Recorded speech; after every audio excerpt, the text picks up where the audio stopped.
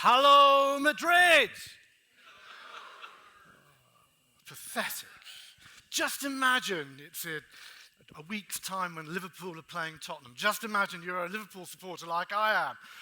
Just think how you'd be welcoming someone on stage. Or imagine it's the Rolling Stones coming on stage. Or imagine it's whoever you absolutely adore. So we'll try this again. I'll count from 5 to 0. By the time I get to 0, I'll come on stage, and you'll just imagine your favorite star, your favorite team is coming on stage.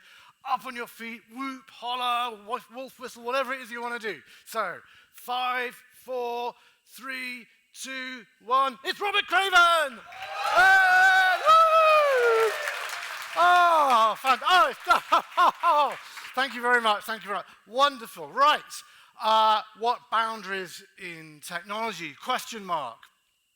So, clients of mine include people like Ritz Carlton, Sandals, Nando's, Google, but on the other hand, that's where the Google thing comes in. I'm actually on the board of 4 digital agencies, so I have skin in the game of making this thing work. 2 of those digital agencies work almost exclusively in hotels and hospitality. So yes, other board members were in Google Marketing Live last week. I have to mention, I'm not going to mention Marketing Live again, except that as channel partners, both those agencies were taken on the side into a private room, quite literally, by Google and said, come with us, the future is with us because there is something very special about to happen. And you look at Google Trips and you go, don't quite get it. But if they say it, it's probably the case. Okay, why is this important to you? This is important to you because this is about the future. This is about, where we're going. And my point is, maybe it's not so much about boundaries, but maybe it's about gaps. Maybe the theme is mind the gap, because I think what we need to do is we need to get our hat on, because everyone has a hat, and get your magnifying glass, and get your pipe out. And you need to look through this presentation very, very carefully to find the clues about what the gaps are that we must accomplish, we must cover off in solving the future for ourselves. So, first question is a really simple one. First question is what's holding you back? What's holding you back from running the business you really want to run? We took 375 wannabes. I really want to grow my business. I don't know why I can't grow the business. It's so difficult growing the business. And then we took 375 what I'd call magic millionaires who'd grown the business exponentially. They were taking cash out of the business was working really, really well. We asked one question, which is, what's holding you back? So I'd like you to turn to the person next to you. I'm going to give you 1 minute to discuss what's holding you back from running the business you really want to run. I'll count from 5 to 0. By the time I get to 0, you'll all be talking. 5, 4, 3, 2, 1, go!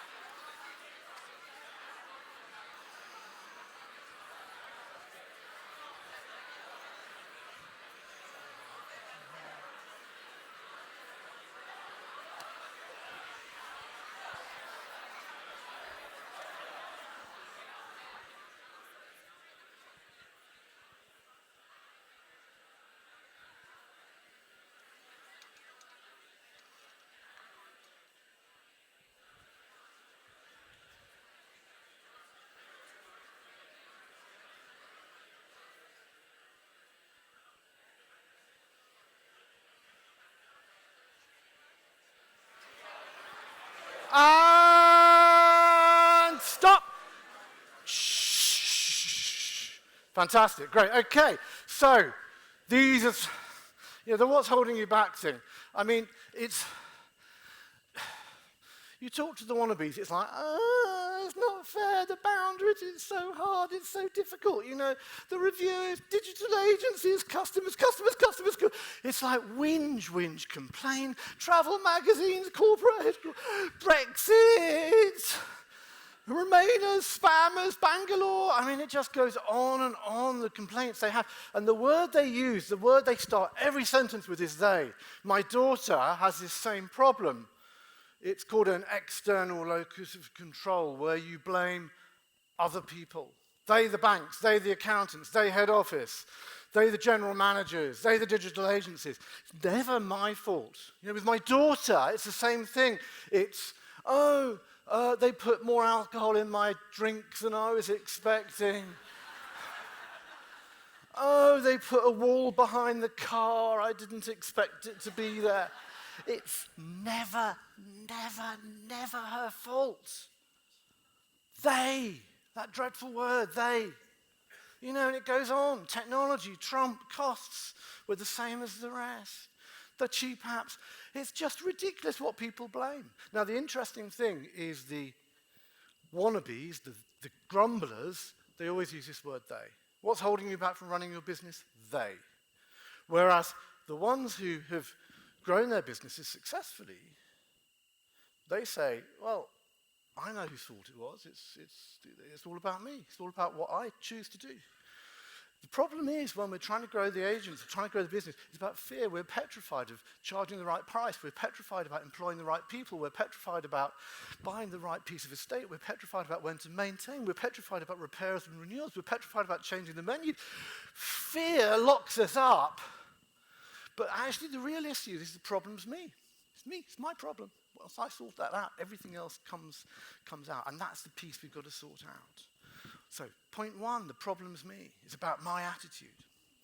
And you'll notice we've got a whole load of yellowy technology things and a whole load of bluish, because I'm colorblind, marketing issues. There are two straightforward issues. In a nutshell, the problem's customers, bloody customers. Did I say that? And technology. It's not one or the other, it's both of them. I know priorities about having one, it's actually about both of them.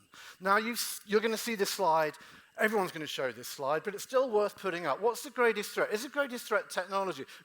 Netflix didn't kill Blockbuster, it was ridiculous late fees. Uber didn't kill the taxi business, came here from the airport today, it was limited access. Apple didn't kill the music industry, full-length albums did. Amazon didn't kill the retail, poor customer service did. And then we have to think about all the others, Airbnb, Booking.com, Hotels.com, Trivago, etc., etc. Asterisks, replace as necessary. Brackets, these are not the opinions of HEDNA or any of their people, it's just Robert Craven. But you might just want to think about, is there a line about that? Is there a line that goes access, price, location, commoditization? For me, I think technology by itself is not the big disruptor. I think that not being customer-centric, not being focused on the customer, not knowing what the customer really wants is the issue. Oh, that's very heavy.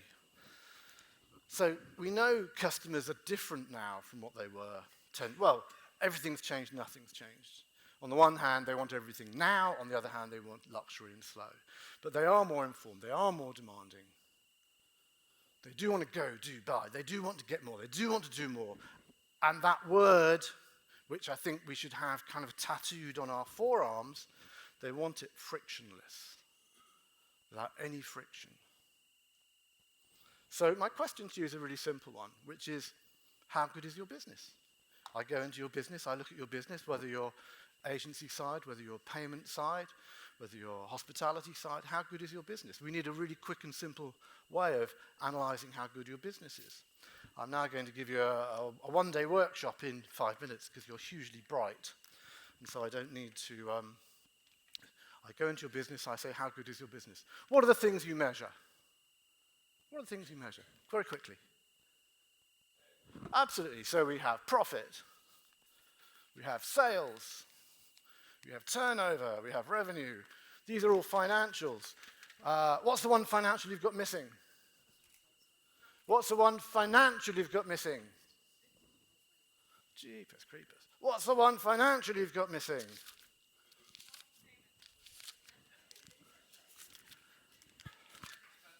Cash! It's illegal to run a business without profit. It's impossible to run a business without cash. So we have the finances, and my friend Paul Barrow will be saying, finance is the engine of the business. Are there any finance directors here? Finance is the engine of the business. Cash flow is the most exciting and sexy thing in the world, and what I like to do late at night is get myself a set of accounts and look at the account. Now, that's the finance people's issue. But for everyone else in the room, it's about two more things. It's about marketing. Okay, so what is marketing? Here is my potential customer. Okay, when this customer has a problem, need, itch, hurt, want, scratch, and they go, I want to go to Madrid and I want to stay in a hotel. If you're the hotel owner, you're saying, come and find me, and if you like the cuff to my jib, you can buy from me. If you're an OTA, you're saying, if you're looking for a hotel in Madrid, come to us and we'll help you find them.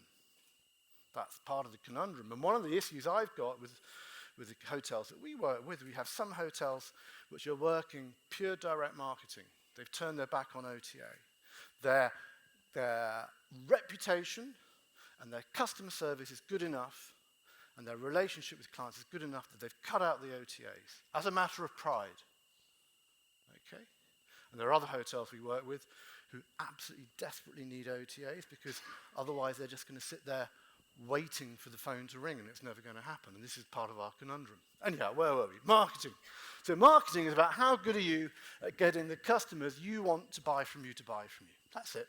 That's my definition of marketing. How good are you at getting the customers to buy from you to buy from you? And you've got cost of customer acquisition, lifetime value of the customer, reputation, brand, da, da, da, da, da. And then the final ball, so we've got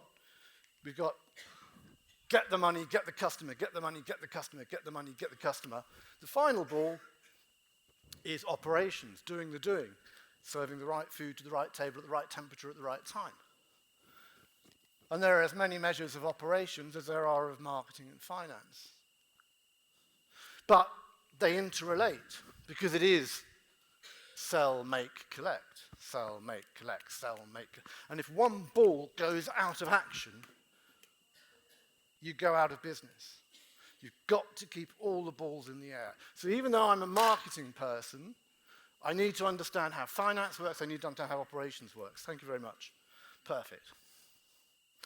So here's the rub. Finance, two things. One, your financial performance is not a ball of is simply a consequence of how good you are at marketing and operations. How good you are at getting people to buy from you, plus how good you are at doing the doing, creates your financial performance. If you're pants at marketing and your pants at operations, your financial performance will be pants. And if you are awesome at marketing, you really understand who the customer is and you're really good at getting them to buy from you, and your operations is awesome, your finance generally will be awesome. Okay? Finance is a consequence of marketing operations. One problem is that the finance ball isn't really a ball of equal size. Finance is more like juggling with one of these.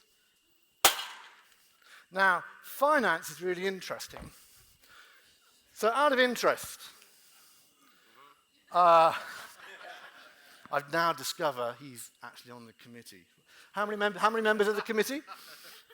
So finance, marketing, operations. Which is the ball that you concentrate on most of all, out of interest? Marketing, operations, finance. Finance, okay. And that's what happens. Because the accountants, the management consultants, the banks, head office are all preoccupied with finance. Now the issue is when we actually do the juggle, sell, make, collect, which is the ball that we actually drop? Sell, make, collect. Okay, in this instance I dropped the marketing ball. Finance, I'm watching. Operations, we're delivering the right food to the right table at the right time. The marketing ball we've dropped. The business goes out of business. We've got to keep all the balls in the air. This is what I want you to do. Just in your mind, give yourself a score out of 10 for your financial performance, where 10's a high score, 0's a low score. Score out of 10 for your marketing performance, where 10's a high score, 0's a low score. And operations, score out of 10, where 10's a high score, 0's a low score. I'll give you 1 minute to talk with the person next to you. Just give them your 3-digit score. Or it could be 4 if you've got a 10. 5, 4, 3, 2, 1, score. Go.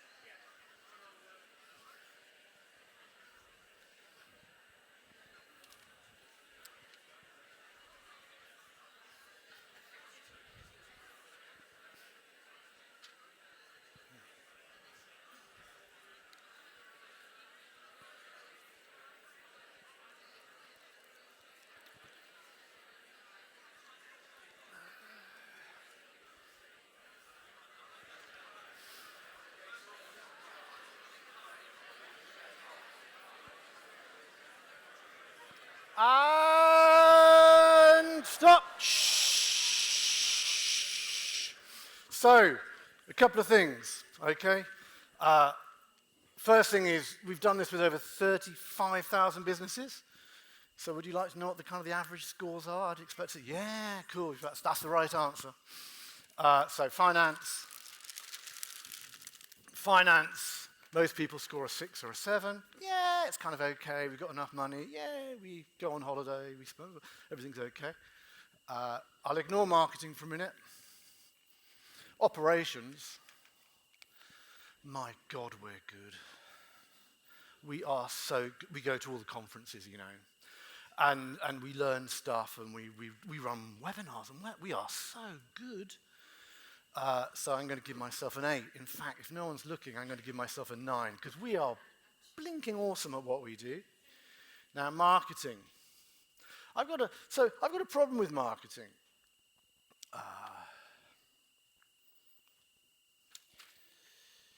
So these books they're 20 euros each. Anyone like one for free?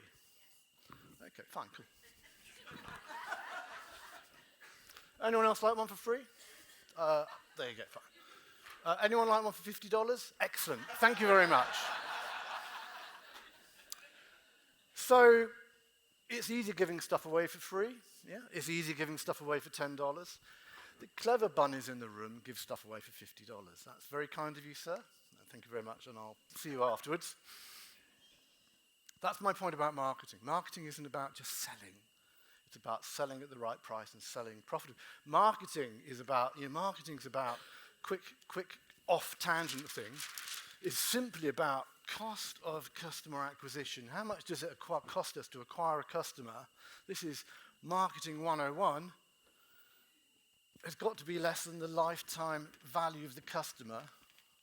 Sorry if it's a bit long. Cost of customer acquisition. How much does it cost us to win a customer? And how much gross profit in the long term do those customers give us? That's it. That's all. This whole conference, that's all it's about. And if it costs you more than that you're going to get from the customer, it's not going to work. Anyhow, back to it. Marketing. Scores on the doors for marketing. Think back to when you were at school.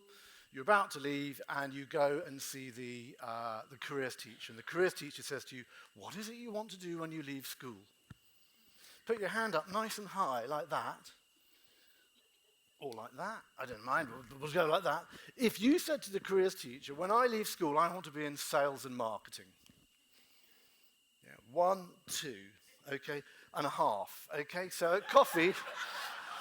All right, 3. But you were very slow. You were going, yeah. My point is, 250 people, 3 people think marketing and sales is sexy. I think it's the best thing you can do with your clothes on. I mean, I think it's fantastic. So, and everyone else in the room doesn't. And that's why most of you score your marketing 4 or maybe 5 at the best, okay? Now, Robert Craven says finance is a consequence of marketing and operations. If that's the case, the natural response is, well, what you've got to do is you've got to do more marketing, because if you do more marketing, and that's an average of that, then that'll come up. And the answer is no. No, don't do more marketing. And all the agencies in the room go, what the hell is he talking about? Of course you do more marketing. I sponsored this event.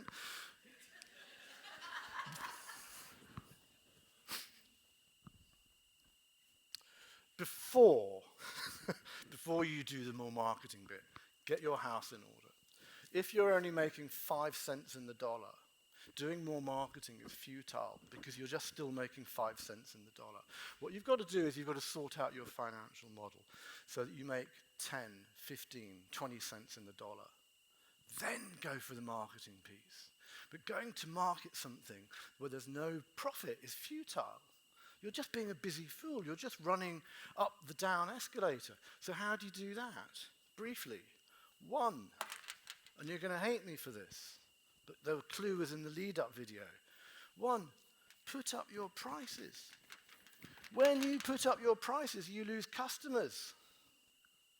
But the customers you lose are the pond life and the scum. And there's a table in here which perfectly adequately points out that if you put your prices with a 30% gross profit, if you put your prices up by 10%, oh, you can't do that. You don't always like where we are. It's different in Slovenia, it's different in Egypt, it's different in Walsall, it's different in Birmingham, it's different in Milwaukee. If you put your prices up by 10%, you can afford to lose 25% of your customers and have the same amount of money in your back pocket. And the customers you lose are the pond life and scum. Or do what you say, which is, we've got to make our prices go down, we've got to compete. Put your prices down by 10%, and the table in the book tells you you need to sell 50% more beds each week just to have the same amount of money in your pocket. And the people you attract are the people who are buying on price. Not the ambassadors, but the people who buy on price, who don't share, who don't help you, don't encourage, and you're in a downward cycle. So 1, put up your prices. 2, decrease your direct costs. And 3, fix your underperformers. You have underperforming suppliers, try and fix them, can't fix them, sack them. You have underperforming properties, try and fix them, can't fix them, sell them. You have underperforming people, try and fix them, can't fix them, sack them, ideally legally.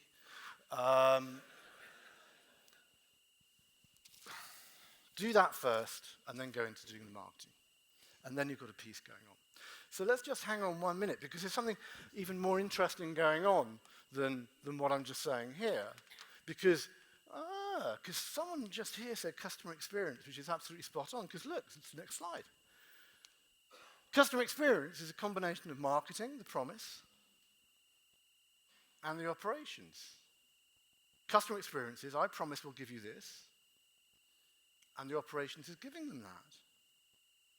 So, weirdly enough, your financial performance is probably incredibly similar to the customer experience scores that you're getting. Well, they should be. I just want to leave that resting with you for a moment. Okay. Let's just move on. I'm just going to stay on marketing 101, because I think marketing is so important. Everything and nothing has changed. This is a guy called Theodore Levitt, 1961. 1961, he wrote in Harvard Business Review an article called Marketing Myopia. Nothing has changed.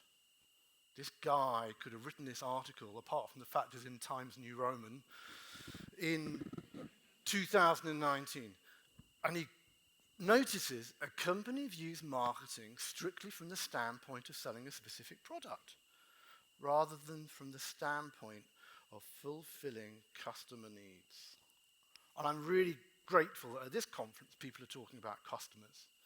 I've been at conferences recently where no one once mentions the customers.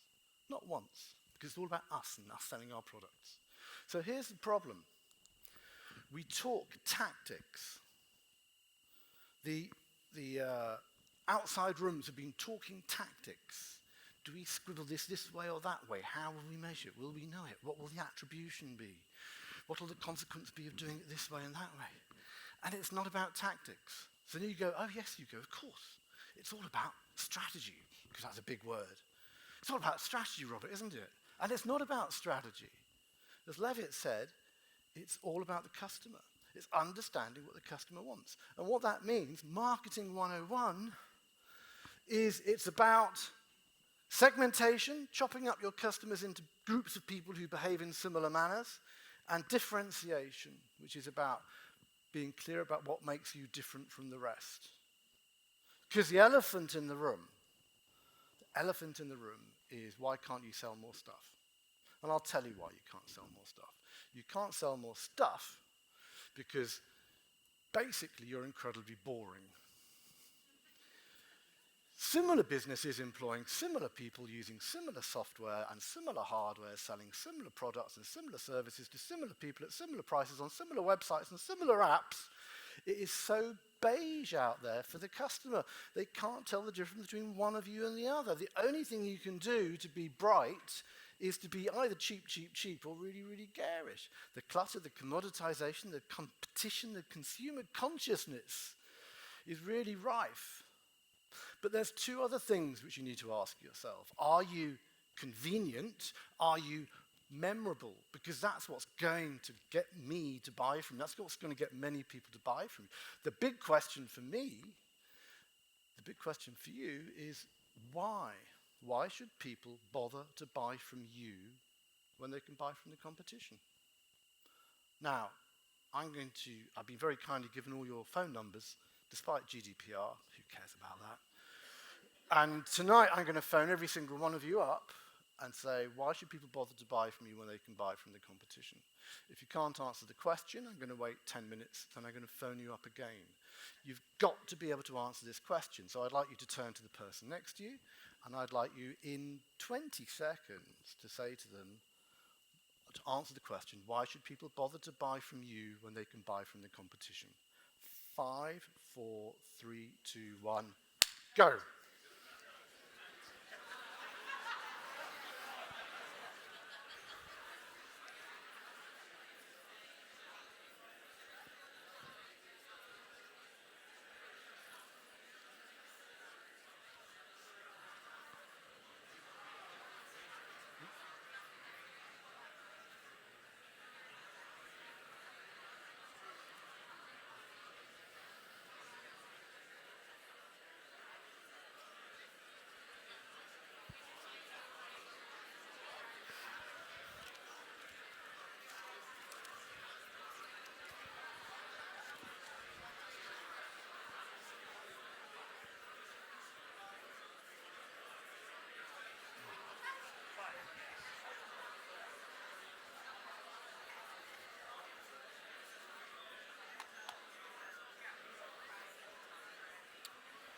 Okay, right, and stop. Shh.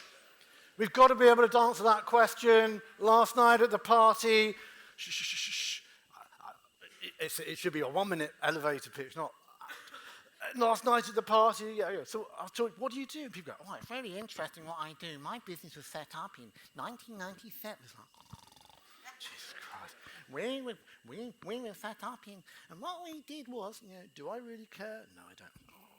So I apologise. There were some nice people I spoke to yesterday as well, I might add. But we're rubbish at this. We need to nail it. We've got to be able to nail it. As individuals, whatever part of this conference you're at, why should people bother to buy from you when they can buy from the competition? Now, the greatest threat is not being out of touch with digital developments. It's losing sight of the fundamental needs of consumers and the underlying long-term drivers of their business.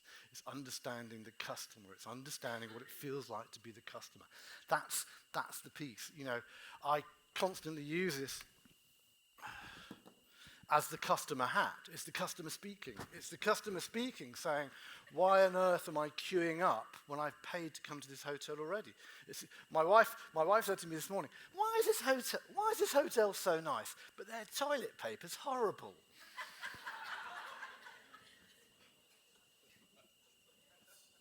Now she will not show her face. It's, you know, just put the customer's hat on. You need to go to visit all your properties all the time, incognito, and understand what it feels like to be a customer, what it feels like to have to drag your bag, and the girl behind things going, turn left, get the lift, go up, down, turn right, turn left again, turn right again. Like, say that again. Turn left, right, lift up, right, left, right. You go into the room, and yet again, the magnetic key doesn't work. Go back down with your stuff. There's a queue. You wait in the queue. There's someone saying, where can I go in town? I don't really know where you can go in town. Jeepers creepers. Really, it's the basics, isn't it? It's basics. So, another old man quote is Gary Hamel, better, faster, cheaper is not enough. Others will always get there first or quickly catch you up. You need to be profoundly different with a radically different customer-centered offer. That's kind of where we're at, because there is a new normal. The new normal is that customers talk. The new normal is that it's customer-driven. The new normal is that it is all about customer experience. You could get away with murder in the hospitality industry in the old days. Absolute murder. Can't do it now because people like me are on TripAdvisor telling people what rubbish service they've had or what great service they've had. And it's about accountability. We can measure it, we can make stuff happen. So it's about convenience. It's about experience. And we've got to nail the convenience experience piece. You know, the big quote at the moment is, the customer experience is the next competitive battleground. And that's actually not right. This is the word that's wrong. The customer experience is the competitive battleground. That's what I talk to people about. That's what I talk at dinner parties. And the beauty of it was that there wasn't actually any proof between customer experience and profit. People used to talk about it, just like purpose. Oh, purpose drives me bonkers. Simon Sinek said, he's so wonderful. There's no evidence to support any correlation between purpose and profitability. Just think about it. Large banks, I will not mention any names, Barclays, get big consultants in to find their purpose. Small business, I get you have a purpose. Large businesses, getting the consultants to create a purpose, I struggle with. And my point is this, there's no correlation between profitability and purpose. No cause and effect. Usually businesses with a purpose are profitable, but that doesn't guarantee it. And the same thing applies with customer experience. Until Temkin came along. And the Temkin group created this, which is it's just manna from heaven. What they've done is they've taken 10,000 customers in the States, 248 businesses, 20 industries, and they've mapped customer experience from it was rubbish to it was awesome, and they've measured people's willingness to buy again, which I'm going to read as profitability, and people's lack of willingness to ever buy from them again. And look, you see correlation the whole way through. For the first time, there is actually evidence to support the relationship between customer experience and intention, between customer experience and profitability. Now, we can dig into the details that the financial model of a 3-star hotel is probably more profitable than a 5-star hotel. We know this kind of stuff now. But the essence of this is what I'm about. The better your customer experience, the better the likelihood of people coming back and wanting to buy from you. So we have this concept which is customer first and technology first. Customer first and technology first. Now, the problem that if you're a hotel owner you have is this one, and this is one that the agencies that I'm involved in, we see all the time. Yeah, line one, my hotel will fail if people don't return. we're fighting convenience and ease, because what's so great about the OTAs, I mean, last night we booked our summer holiday in three different hotels in one little resort. Don't even talk about the morality of doing that. That's my wife, it's not me. I shouldn't be doing this, shouldn't be doing it. Oh, it's okay, we don't need to pay until August the 3rd. Ah, what the hell. We're fighting convenience and ease. And I need more direct hotel bookings. I mean, the result of that is you can't just depend on direct hotel bookings unless you're awesome. So you need to play the two sides of the game. But if your financial model is pants, if there's no money in your financial model and you're trying to do more of it, you're just creating this downward spiral because you're not making any money. So you've got to be able to break that loop somehow. But this problem loop for most hotels is absolutely real. The hotel will fail if people don't return. We're fighting convenience of these. I need more hotel bookings. My hotel will fail if people don't return. They're kind of trapped in a doom loop unless they can break out of it. Now, maybe the Holy Grail is different. Maybe the Holy Grail is this. I either need to be commoditized, and that's cool, that's fine, because you're commoditized, you're efficient. Or I need to be quirky and memorable. I need to be memorable for being commoditized, okay? So I travel all over the world, and the one thing that's really great about Novotel is wherever I'm dumped in a Novotel, by the conference, not myself, wherever I'm dumped or put in an Novotel, the awesome thing is I know exactly what I'm going to get. I love it. I tell you, having spent 2.5 weeks in Volgograd, where there are 2 million population and 4 shops, 2 million population, to go into Moscow Novotel and see their mushroom soup was just like, oh my God, Novotel mushroom soup. I love Novotel Caesar salad. I love it. Yeah. So there's commoditized. Okay, it's good. I've got no problem with that. It needs to be memorable. But so if you're memorable by being quirky, commoditized, guests become your best ambassadors. And if guests become your best ambassadors, you can create a better user customer experience.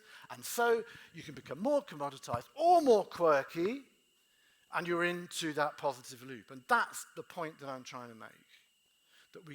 That there's a gap. It's about this gap, and it's about how do we fill the gap. So boundaries, I'm not sure boundaries is the right word. I think it's about looking for the gap. The gap between head office and the hotel. The gap between management and staff. The gap between senior management and lower members of staff. The gap between staff and customers. The gap between management and customers. The gap between central head off and customers. That's where the problem is. Really, that's where the problem is.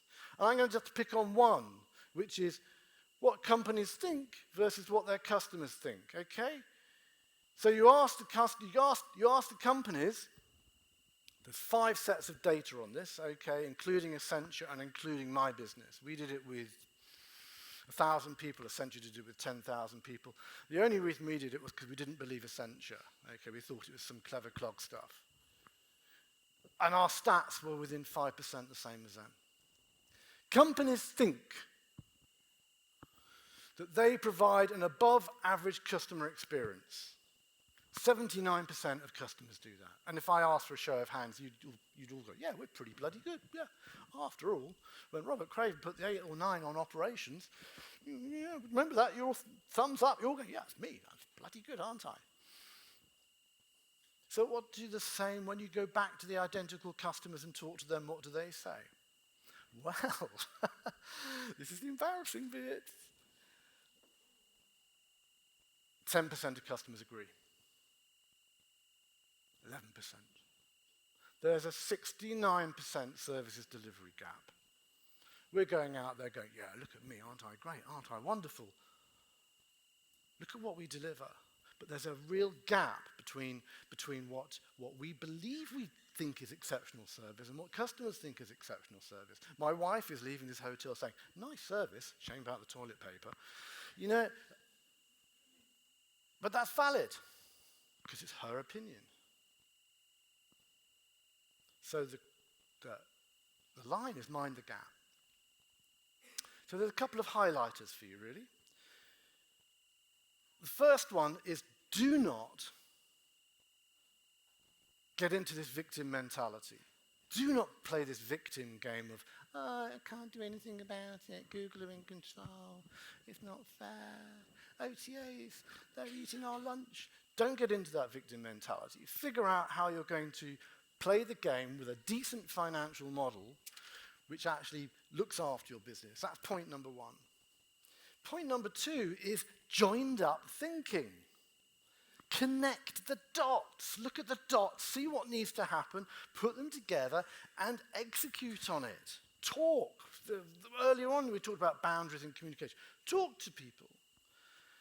And the final point for me is, I'm not sure whether boundaries is the issue or whether it's just about gaps, whether it's just about identifying the gaps and filling the, not mind the gap, but fill the gap. How do we fill the gap? How do we fill the gap between management and staff? How do we fill the gap between staff and customers? How do we fill the gap between hotels and OTAs, OTAs and customers? How do we actually fill those gaps so that we can actually make something different? Because gap analysis will tell us everything. Examine the gaps, that's where you need to work, that's what you need to do. Now, have you been a great audience? Oh dear. Let's try that one again. Have you been a great audience? Yes. That's better, right. Would you like to do an experiment? Yes. Fantastic. Right. Let's just clear this stuff away.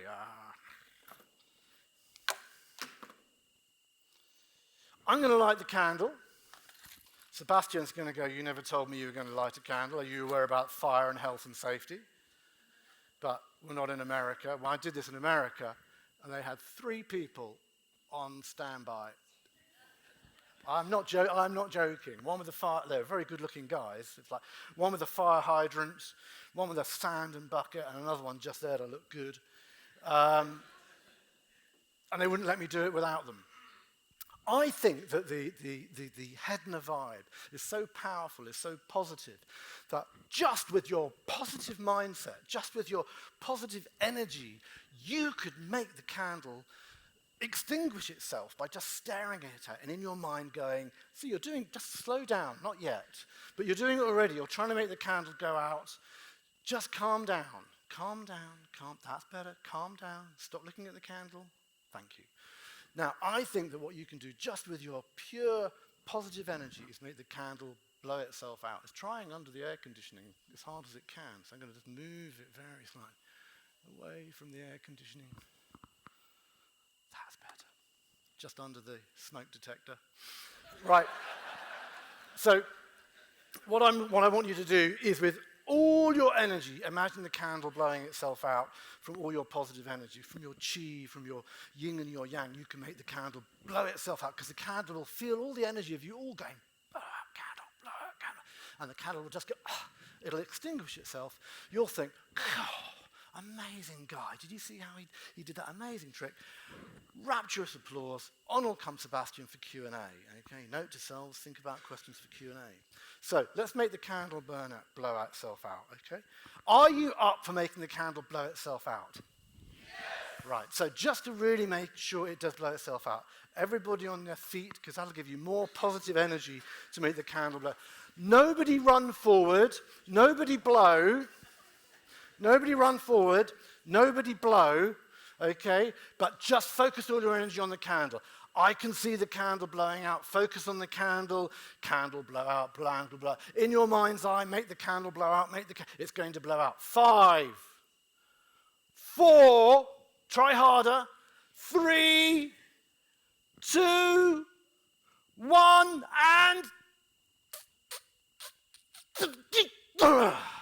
and you really thought the candle was going to blow itself out. And of course the candle's not going to blow itself. It's not going to blow itself out because I want it to blow out. It's not going to blow out because it's in the business plan to make it blow out. It's not going to blow out because we went to Google Marketing Live and it said it was going to blow out. It's only going to blow out if you do one thing and do one thing only. And that, my friends, is that you take action. Thank you very much. Thank you.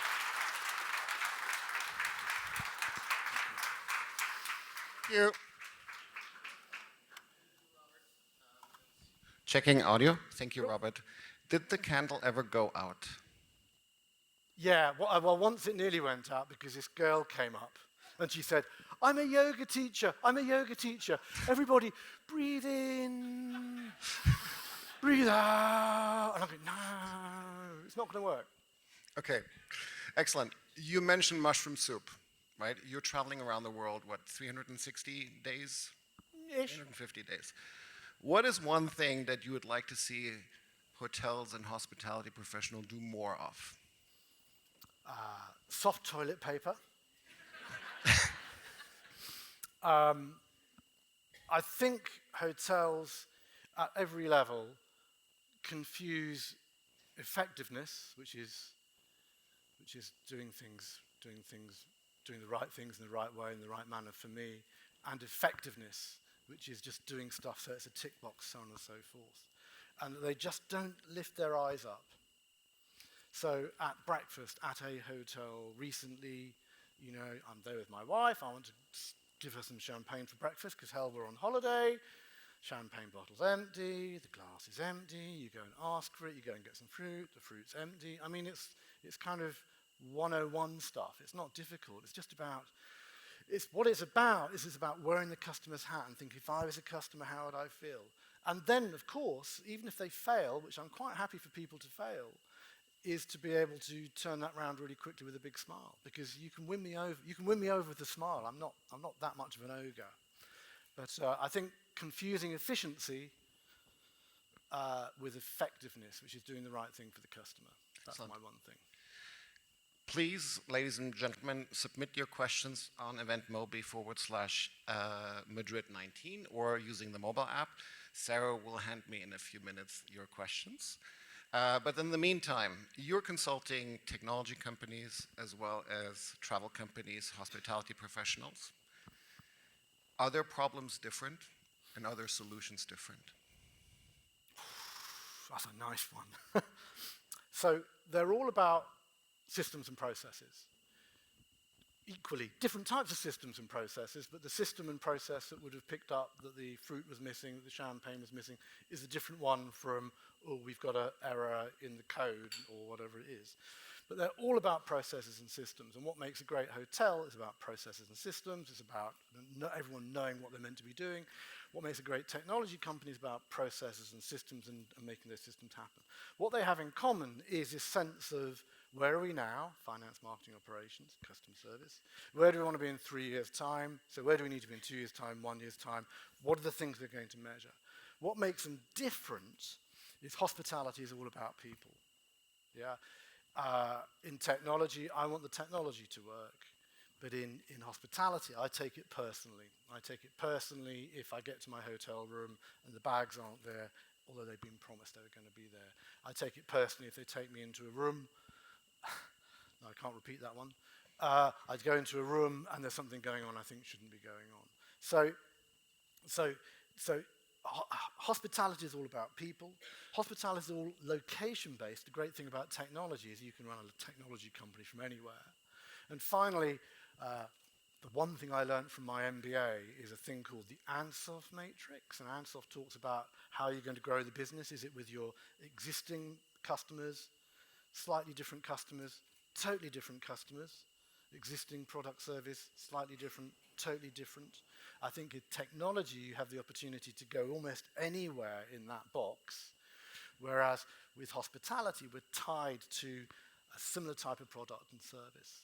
And that being tied means that we have to figure out how we can be more effective at hospitality and not go, oh, never tried that before. There might be some money in that, let's go over there. So you're having to be more effective in a narrower sphere.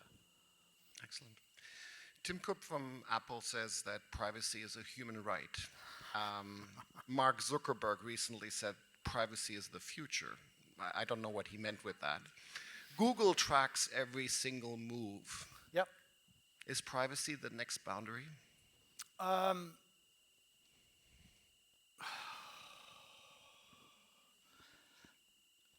No.